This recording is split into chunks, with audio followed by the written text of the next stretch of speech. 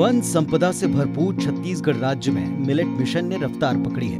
कोदो, कुटकी, कोसरा और रागी जैसे लघु धान्य वार्षिक फसलों की लगातार मांग बढ़ रही है। शुष्क और वर्षा आधारित क्षेत्र, जिसमें छत्तीसगढ़ के पठारी क्षेत्र जैसे बस्तर, जशपुर और सरगुजा शामिल हैं, यहाँ मिलेट्स का संग्रहण, प्रसंस्करण और विपणन किया जा रहा है।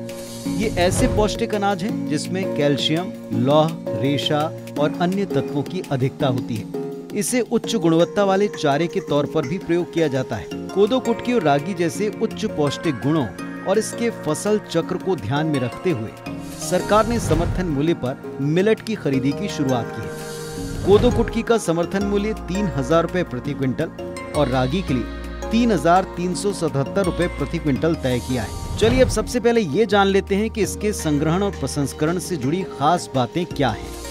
कोदो, कुटकी और रागी का संग्रहण दिसंबर के पहले हफ्ते से लेकर जनवरी के 1 पखवाड़े तक किया जाता है। साल 2021 में 1 दिसंबर से 15 जनवरी 2022 तक कोदो, कुटकी और रागी का संग्रहण किया जाना है। ग्रामीण या स्व सहायता समूह कोदो, कुटकी और रागी का संग्रहण करते हैं। संग्रहण के बाद इन्हें 3 से 4 दिन तक कड़ी धूप में सुखाया जाता है ताकि इसकी नमी पूरी तरह खत्म हो जाए।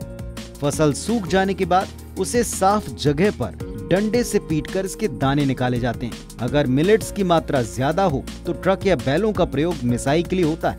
मिसाई के बाद छटनी की जाती है, जिसके लिए स्व सहायता समूह से जुड़ी ग्रामीण महिलाएं सूपे के माध्यम से धूल, मिट्टी और खराब दानों को अलग अलग करती हैं। फिर पहचान की जाती है उच्च गुणवत्ता के मिलेट्स की।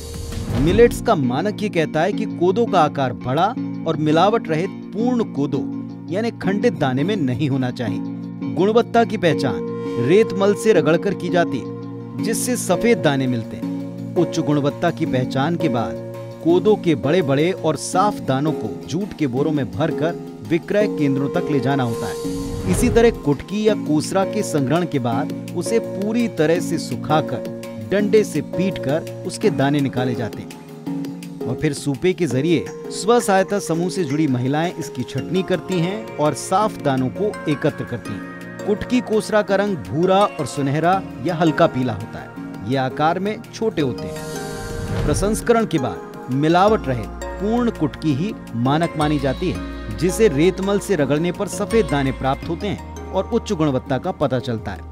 इसके भी साफ दानों को जूट के बोरों में भरकर विक्रय केंद्रों तक ले जाना होता है। रागी के लिए इसी तरह की प्रक्रिया अपनाई जाती। साफ दाने निकालना, सूपे से छलनी करना और फिर मिलावट रहित रागी के लाल बड़े आकार के दानों की गुणवत्ता जांची जाती है। उच्च गुणवत्ता का रागी साफ, सुथरा और लाल रंग का होता है। इसके भी साफ दानों को जूट के बोरों में भरकर विक्रय केंद्रों तक ले जाना होता है।